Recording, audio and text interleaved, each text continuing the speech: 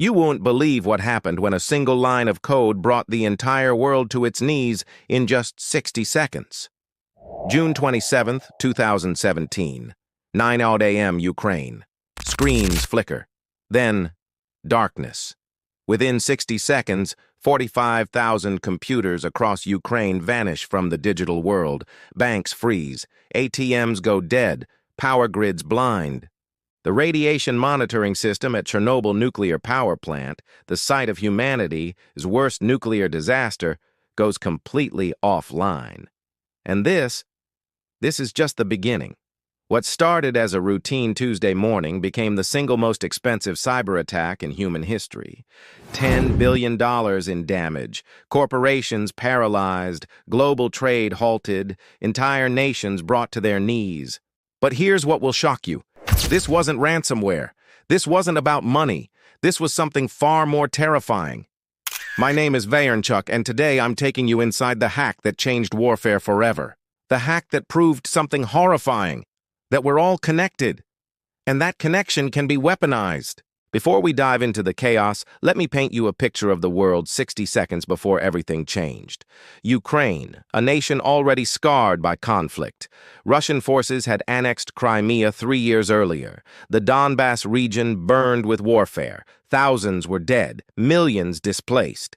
But this war wasn't just fought with bullets and bombs anymore. There was another battlefield. Silent, invisible, digital. For years, Ukraine had been Russia's testing ground for cyber warfare. Power grids mysteriously failed during the coldest winters. Election systems corrupted. Media networks hijacked. The Kremlin was perfecting something new, something the world had never seen before. Digital warfare on an unprecedented scale. But on this morning, in offices across Kiev, accountants and business owners were doing something completely ordinary. They were updating their tax software, a program called MeDoc. Think of it like TurboTax, but for Ukraine. Nearly every business in the country used it, mandatory for filing taxes, trusted by millions. They clicked Update, and that single click unleashed hell. Imagine this. You're sitting at your desk. Coffee getting cold, spreadsheets open, then your screen freezes. A message appears. Red skull and crossbones. Your files are encrypted. Pay $300 in Bitcoin within 72 hours or lose everything forever. You panic. You call IT. But its screens are frozen too. Everyone's screens are frozen.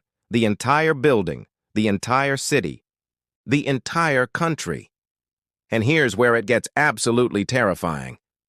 This virus didn't need you to click anything else. It didn't need permission. It was already inside your network, crawling through every connection, every shared drive, every linked computer, spreading faster than anyone could comprehend. But that's not all. Wait till you see what happened next.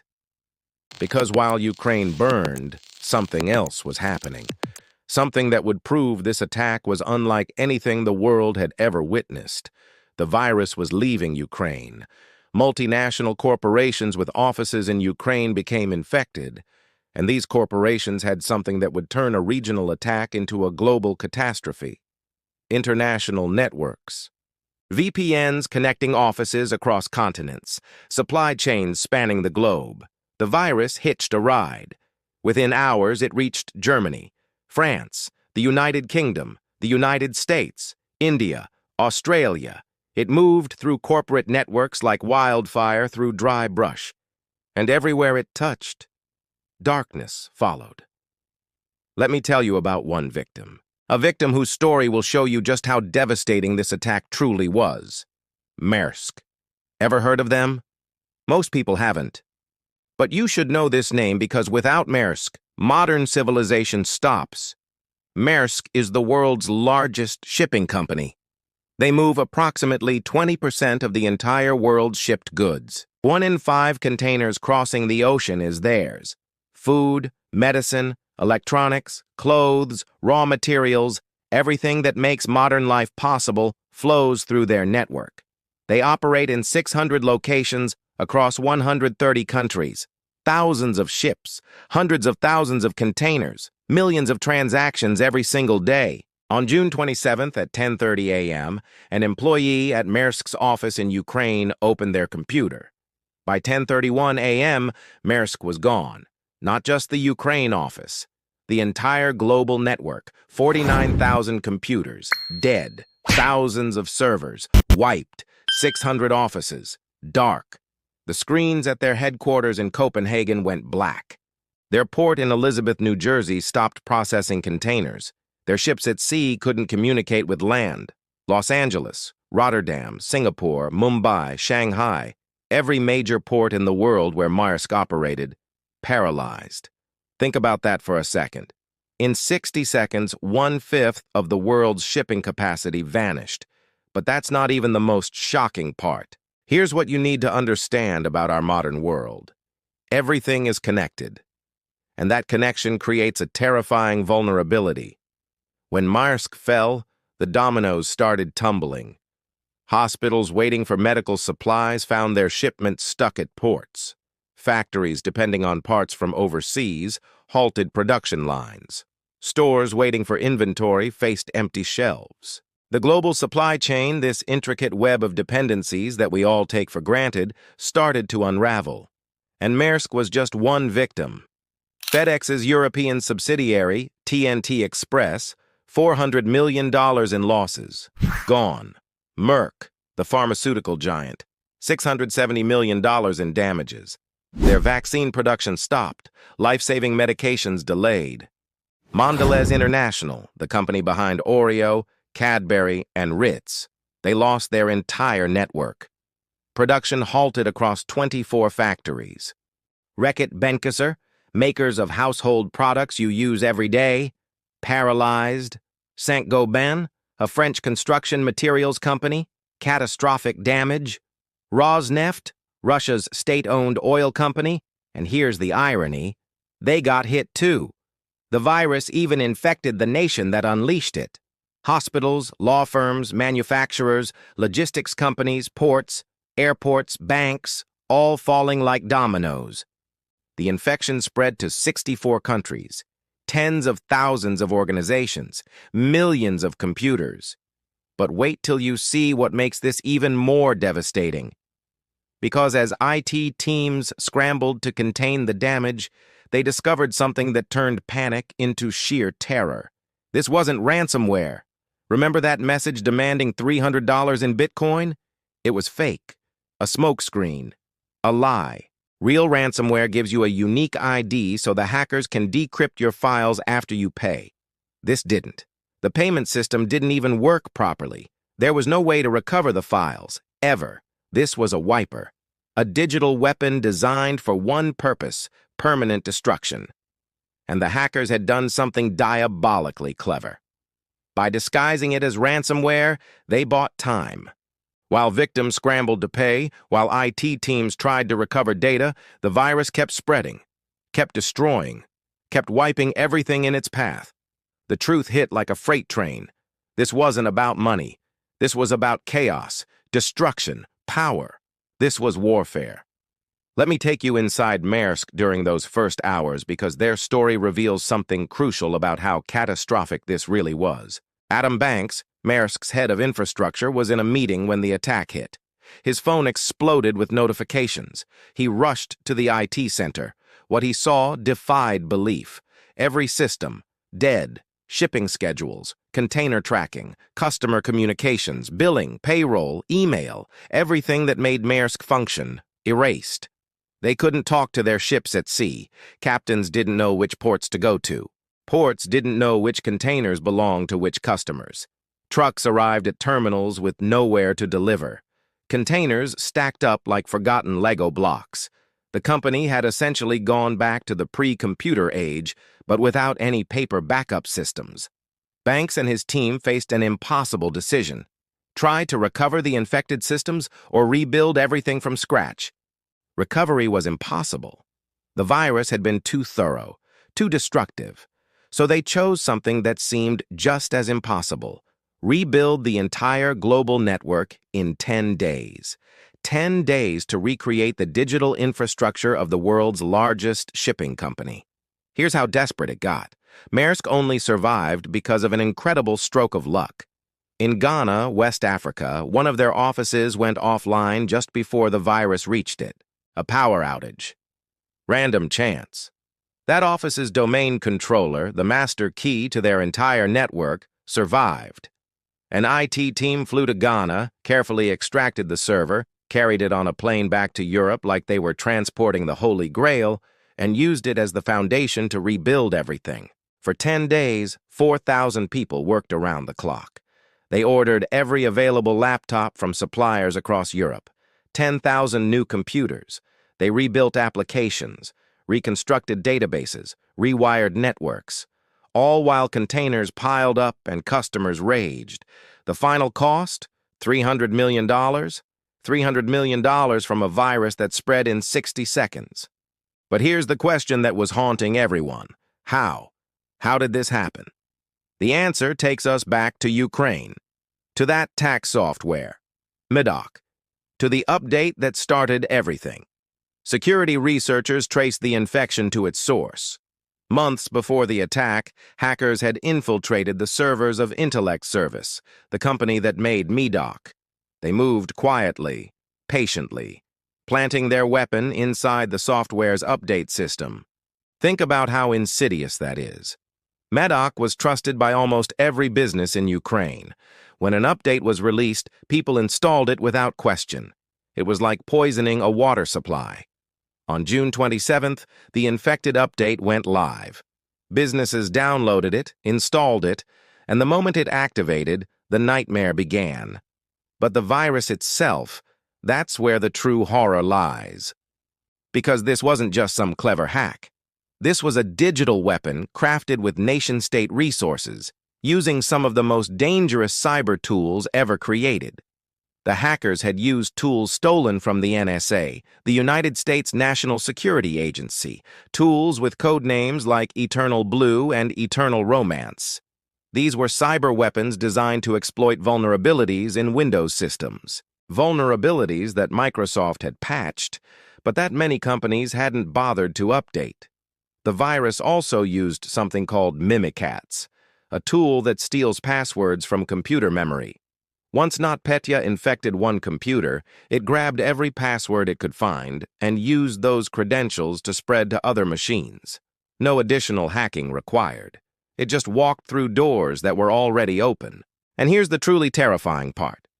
It combined these tools with legitimate Windows administration features, things IT professionals use every day. PSExec, WMIC. The virus weaponized normal system operations. It was like watching a burglar pick your front door lock using your own keys. The speed was unprecedented. Security experts clocked its spread at one computer every 60 seconds in some networks. 1 minute, your office was fine. 10 minutes later, every machine was dead. But wait, there's something even more chilling about who created this weapon and why. The forensic evidence led investigators to a group known as Sandworm, a team of elite hackers working for the GRU, Russia's military intelligence agency. The same people who had been testing cyber weapons on Ukraine for years. The same people who had shut down Ukraine's power grid in 2015, leaving hundreds of thousands in the dark during winter. The same people who had attacked Ukraine's election systems. The same people who had been waging a shadow war through keyboards and code. NotPetya was their masterpiece, their nuclear option. But why? Why unleash such devastation?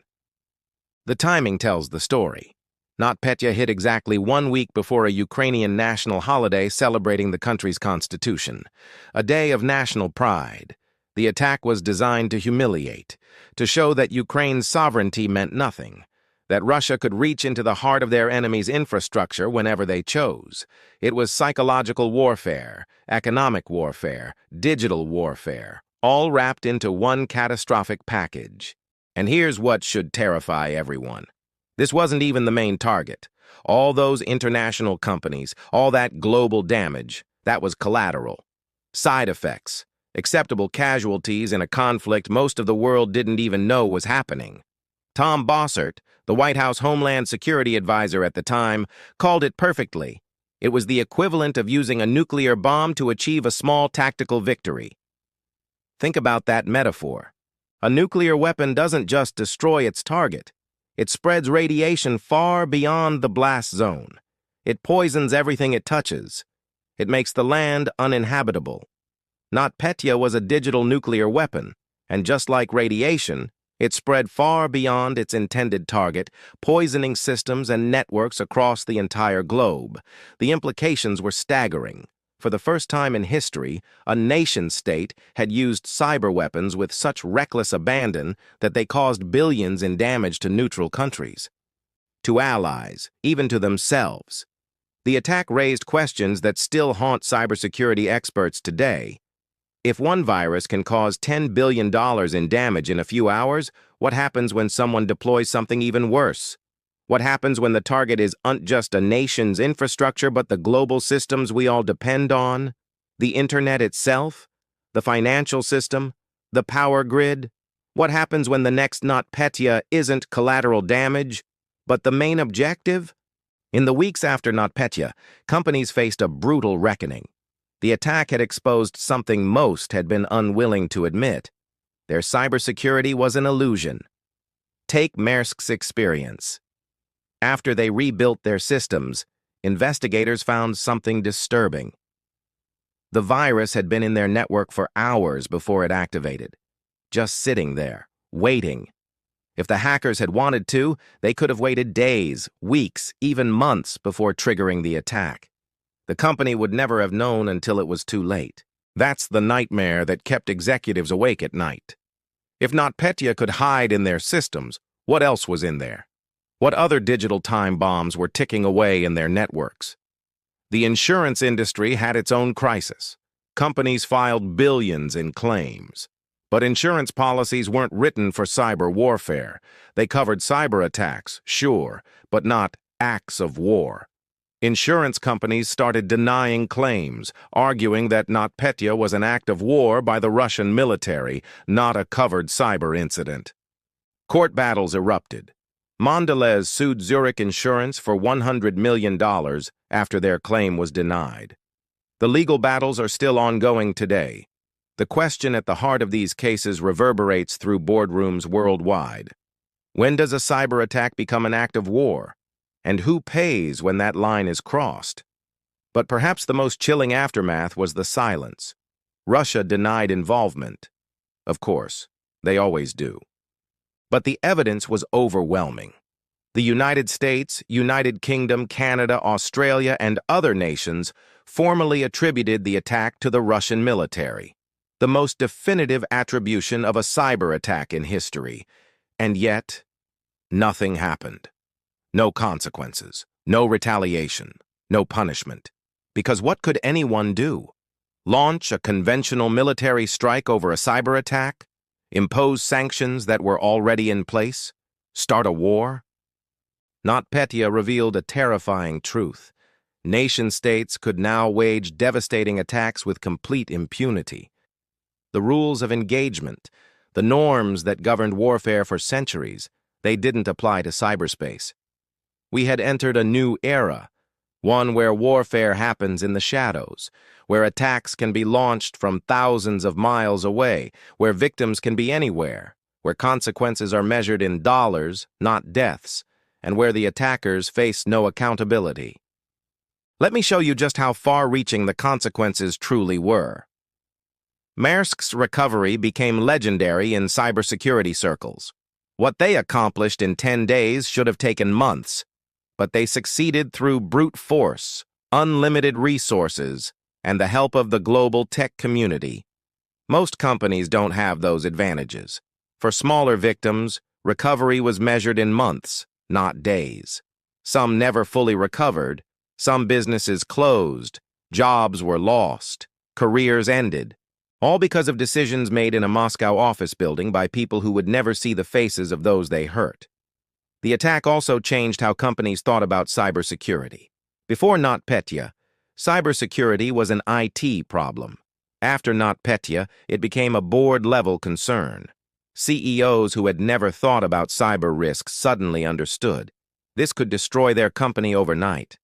Companies started spending millions on security upgrades, hiring teams of experts, running disaster recovery drills, building redundant systems, segmenting networks.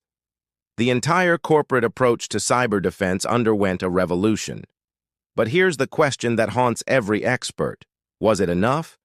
Because the same vulnerabilities that NotPetya exploited, unpatched systems, weak passwords, interconnected networks, they still exist. The attack vectors are still there. The doors are still open. We've just put better locks on them. And the attackers? They're getting smarter, more sophisticated, more brazen. NotPetya was 5 years ago. What have they built since then? Here's what keeps cybersecurity experts awake at night. NotPetya wasn't trying to be stealthy. It wasn't designed to hide. It was loud, obvious, destructive. It spread as fast as possible, destroyed as much as possible, and made its presence undeniably known. Now imagine an attack designed to be subtle, one that doesn't destroy data but corrupts it slowly, changes financial records, alters medical data, manipulates industrial control systems, an attack that hides for months or years, making small changes that compound over time until critical systems fail in ways that look like accidents. Imagine an attack that doesn't hit all at once, but activates in waves, creating cascading failures across interdependent systems.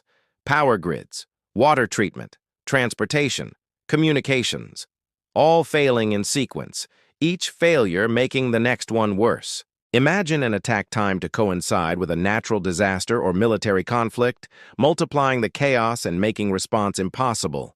These aren't theoretical scenarios. Security researchers have found evidence of attacks in progress that match these patterns. There are weapons already embedded in critical infrastructure around the world, waiting, watching, ready to activate.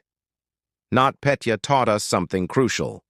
In our interconnected world, there are no safe distances anymore. No neutral parties.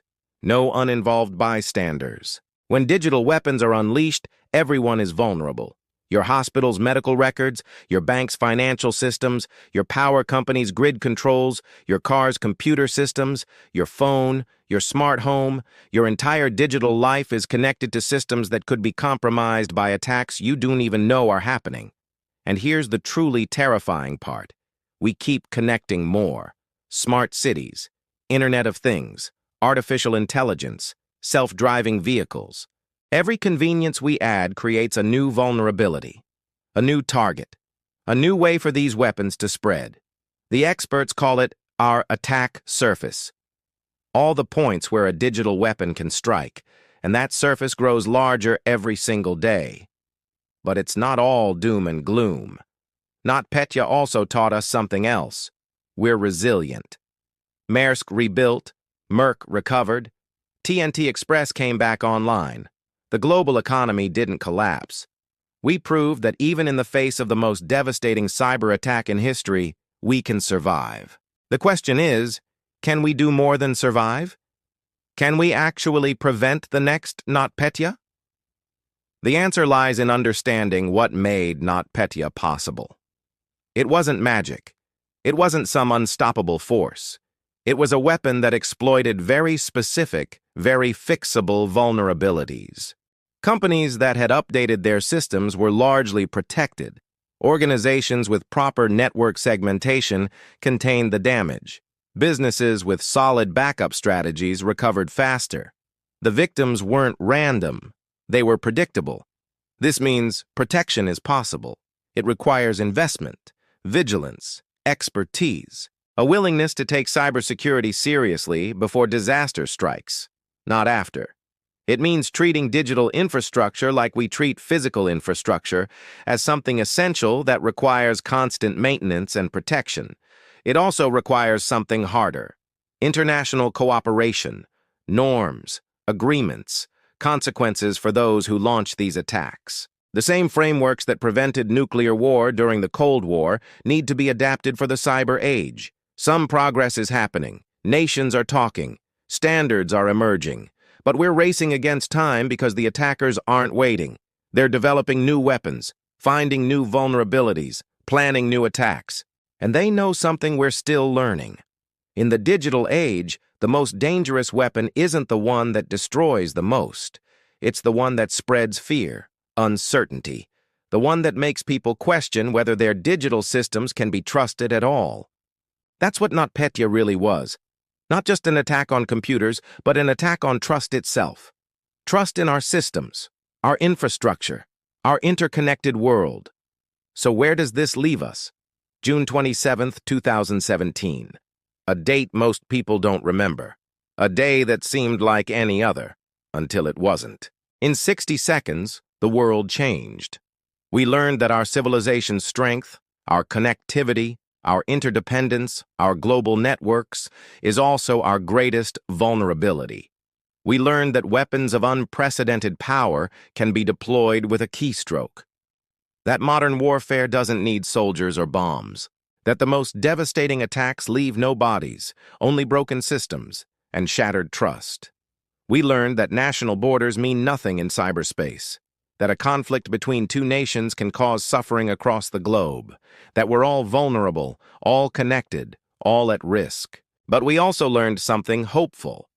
We're stronger than we think, more resilient than we feared, capable of recovering from disasters we never imagined. NotPetya caused $10 billion in damage. It disrupted global trade. It paralyzed multinational corporations. It proved that cyber warfare is no longer theoretical. It's here, it's real, and it's devastating. But it didn't break us. The question now isn't whether another attack will come. It will. The question is, will we be ready? Will we learn from NotPetya's lessons? Will we invest in protection before we need it? Will we build the safeguards, the redundancies, the defenses that could have prevented this catastrophe? Or will we wait for the next attack to teach us what this one already showed us? That in a connected world, there's no such thing as someone else's problem, because 60 seconds is all it takes to bring down a company, a city, a country, and the clock is already ticking. This was the story of NotPetya, the most destructive hack ever used. The attack that changed everything, the warning we can't afford to ignore. If this video opened your eyes to the invisible war happening in the digital shadows all around us, hit that subscribe button because this is just the beginning. There are more stories like this one, more warnings we need to hear, more truths we need to face about the world we've built and the vulnerabilities we've created. Leave a comment below. Did you know about NotPetya before this video? Has it changed how you think about cybersecurity? What scares you most about our connected world? And remember, in the digital age, we're all on the front lines. Stay safe, stay aware, and stay vigilant. Because the next attack is coming. The only question is, will you be ready?